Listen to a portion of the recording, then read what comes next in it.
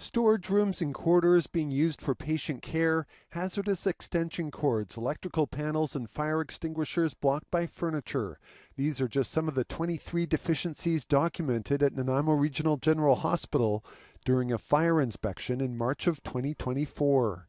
Well, the hospital is a pretty dynamic workplace with a workflow that ebbs and flows. Typically, the hospital is pretty good at resolving any of those issues as they come up, but they do come up on a fairly regular basis just with the nature of the work at the hospital. At Royal Jubilee in Victoria, the City of Victoria says there were no fire orders or inspection records up to November 20th of this year, while at Victoria General and View Royal, the two inspections showed 2 and then 3 deficiencies, respectively. Back in Nanaimo, the fire department documented a number of reoccurring issues during a second fire inspection in October 2024. 7 deficiencies noted. The vice president of the BC Nurses Union says he was shocked when he visited the hospital in Nanaimo this fall.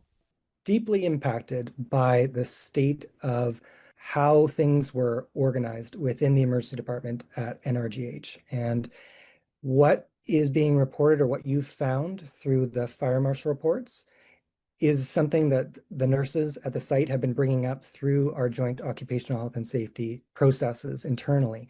So this is not a new situation. The Nurses Union says change is needed right away.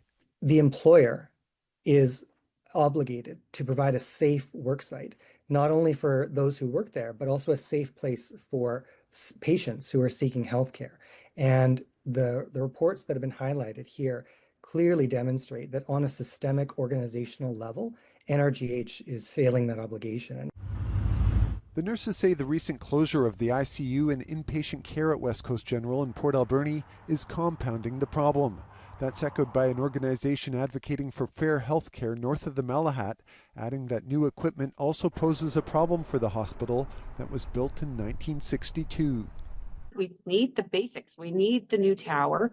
We need the new cath lab. We need the new infrastructure to support the number of patients, to provide proper storage and clean room areas for those pieces of equipment.